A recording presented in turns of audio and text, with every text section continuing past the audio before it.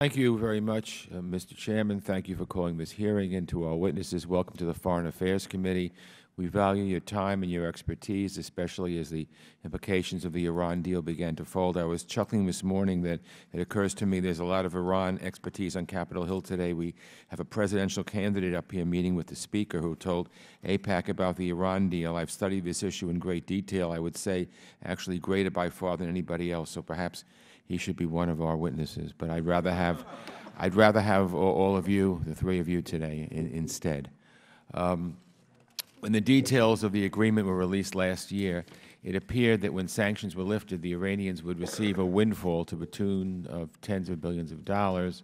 Last month, Secretary Kerry said that Iran has only come into about $3 billion as a result of sanctions relief.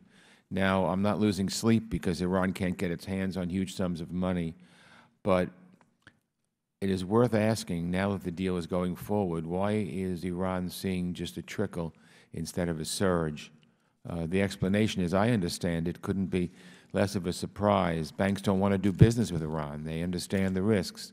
They see the same patterns of dangerous behavior that the rest of the world has seen for years: an illegal ballistic missile program, support for terrorist groups, human rights abuses, corruption and money laundering. So it's no wonder that the Financial Action Task Force, what we call FATF, continues to designate Iran as a high-risk jurisdiction. Just like Iran's leaders, Iran's financial institutions don't play by the same rules as the rest of the world. As a result, international businesses and financial firms want nothing to do with Iran. So what does this mean for the deal? I certainly don't think we should be making any concessions to Iran beyond the scope of what's in the deal. What's in the deal. As you know, I voted against the deal.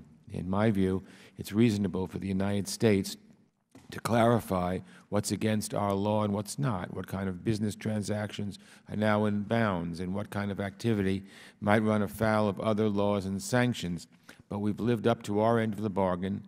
I didn't like the deal, but I have no doubt that we'll keep our word. At the end of the day, if Iran's leaders are unhappy with the reluctance of the global business community to play ball, they have no one to blame but themselves.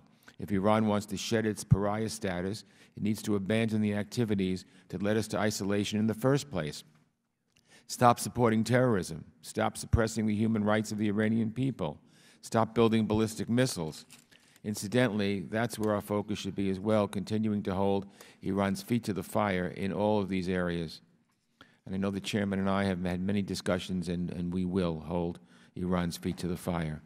Secretary Kerry told this committee last summer, we will not violate the JCPOA if we use our authorities to impose sanctions on Iran for terrorism, human rights, missiles, or any other non-nuclear reason.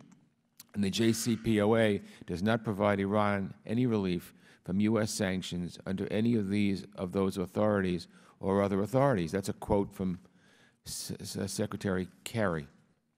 So when we see ballistic missiles with the words "Israel must be wiped out" etched on the side in Hebrew from the Iranians, when tens of millions of dollars go to Hamas to rebuild its network of terror tunnels, when thousands of rockets end up in Hezbollah's hands, when Iran continues to prop up the Assad regime, Shia militias in Iraq and Houthi fighters in Yemen, when we intercept ship after ship carrying carrying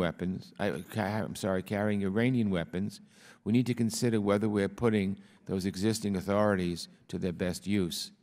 I look forward to hearing from our witnesses today about what more we can be doing to compel Iran to change course away from all these harmful and destabilizing actions. I look forward to your testimony. Thank you, Mr. Chairman. Thank you, Mr. Engel. We have a distinguished